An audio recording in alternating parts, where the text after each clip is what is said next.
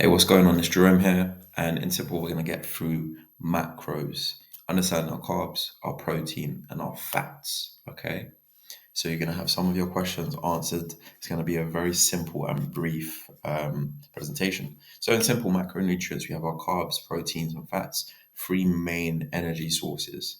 It's important that we get all three.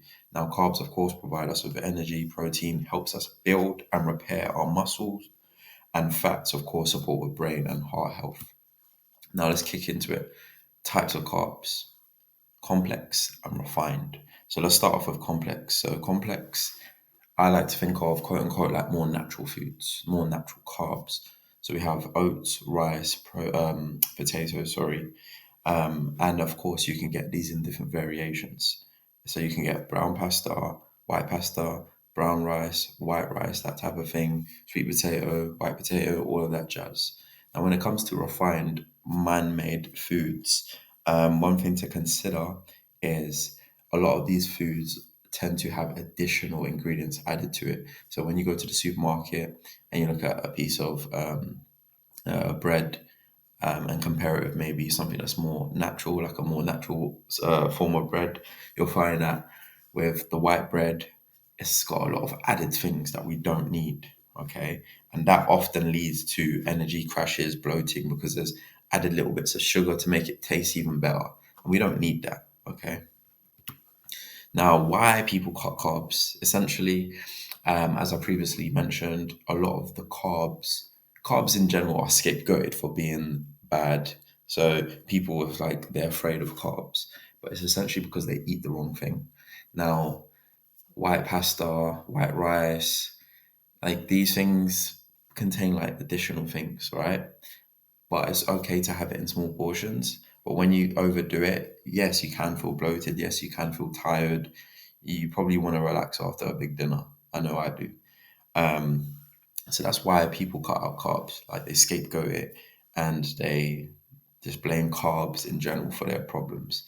Um, of course, overeating like these things can like really interfere with your digestion as well because yeah, it's just all these little additional things that we don't need. So what happens when you cut carbs? So in simple, as I've shown you in the previous slide, carbs are essential for providing energy. Now, if we don't get our carbs, of course, we're going to lose weight, which some people want, but it can happen to a point where your the energy that you get from carbs is now going to your body's going to try to find ways to go and say, hey, protein, hey, fat, give me this energy. And their job is not to provide energy. They have different jobs. So that's one thing to consider. If you do cut out carbs dramatically, you are going to feel an energy shift. You might feel a bit fatigued. So, of course, refined carbs will cause you energy crash, but also cutting out carbs will cause you energy crash. So you need to ensure that you consume the right carbs, complex carbs, more natural carbs. So let's move on to protein. Protein, in simple, as previously stated, is essential for building and repairing muscle tissue. Okay. So you probably heard, oh, protein off the gym. Yes, that is important to consume protein. Um, so you'll find it mostly within like your meats, your fish, your dairies. Essentially, a lot of foods contain proteins, carbs, and stuff, but it's just these ones contain more. And yeah, there is like a certain amount of protein that's probably required, which I'll get into in like another presentation and slide. Yeah, just finding it in those chicken, fish, tofu, lentils. Again, though, with certain stuff such as tofu, my personal view on stuff like tofu and like other little protein sources, some of them have additional ingredients that may not be serving us in ways, but we can get that on. We can get that to another. Get on to that in another slide.